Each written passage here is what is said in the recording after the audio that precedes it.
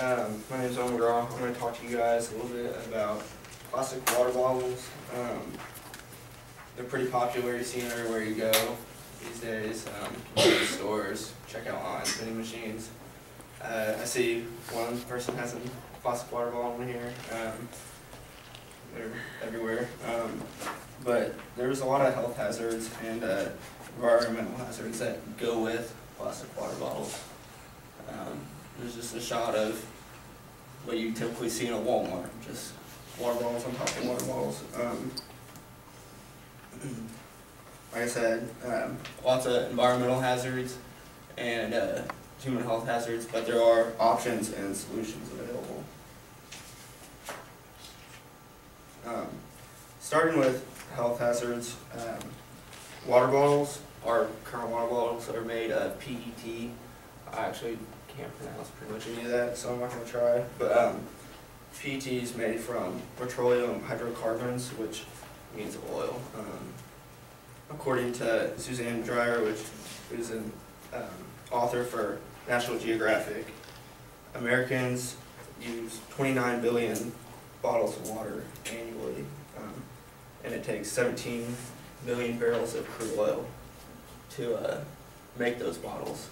So we obviously consume a lot of oil for something that's free, which is tap water, when it could be going to something better, like fueling cars or whatever, which there's a point made by Annie Leonard, who had a YouTube video, which is where I got this information, that we could fill 1 million cars with the oil we use to produce water bottles.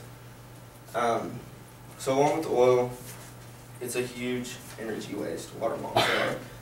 4 major steps, and that is making the bottle in plastic, treating the water, filling it and capping it, and then transporting it, all of which take large amounts of fossil fuels.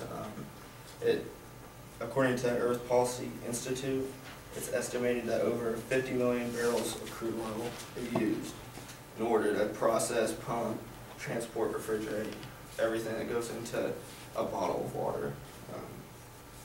And as you can see, the cost is anywhere from 240 to 10,000 times the price of tap water. And it's just kind of a cycle.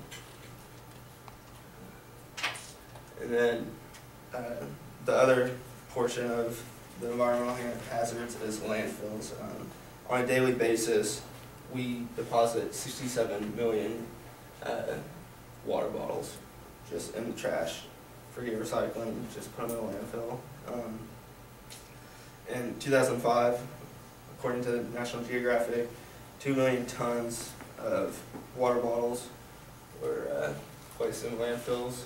And for PET, the bottles, that's a fairly new technology, this plastic, 25 years old or so, so we really don't know the decomposition rate.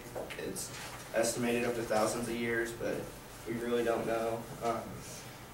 And then some of their trash that is recycled, or bottles that are recycled in trash, they don't even end up in America's landfills. They're transported to countries in Asia where they just become someone else's problem, which there's actually a picture.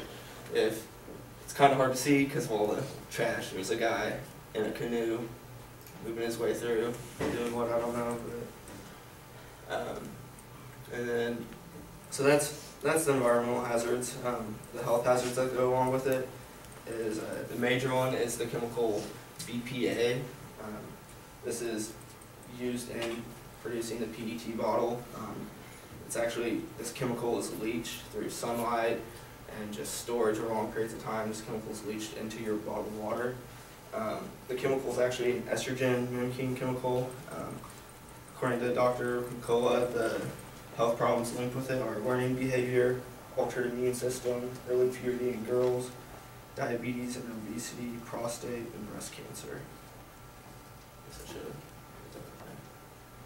And this is actually an ad for Brita water filters. Obviously proclaiming their filters, but the next chemical that is involved in our water is phthalates. This is a chemical that disrupts the development and reproductive system of males typically. Once again, a lot of the same kind of health effects with reduced sperm count, liver cancers, testicular atrophy. This chemical is actually primarily used in PVC piping to improve flexibility. And then the other hazard, which I thought this was the most interesting, is just mystery water. We don't know where our water comes from. It's FDA regulated bottled water is, which they're strict, but not as strict as the EPA, which controls municipal water supply. When you see things like spring, mineral, and purified on your bottle, this one actually says, that I have, it says purified. It refers to the geological source and treatment, but it doesn't say the location or what the quality of the water is. You could be, pictures look like this, and that's what you think you're getting, that's what it looks like, but the water really could be this until they go ahead and clean it. And 1/3 of all bottled water comes from municipal source. This one actually does. So you're still just getting tap water. There are safer solutions and better options than bottled water. Tap is the first one, like I just said. The EPA controls it, which is much stricter than the FDA, so you're getting a better product, it's healthier, and it's obviously cheaper. Just kind of a breakdown. I think that's actually from, there are alternatives also to the water bottle.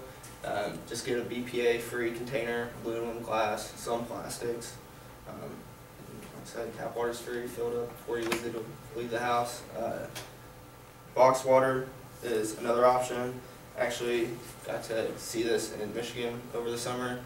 You can see it in the top right. It's a carton that you keep milk in, but obviously they just keep water in. A lot easier to recycle, and it decomposes faster. Then finally, recycling.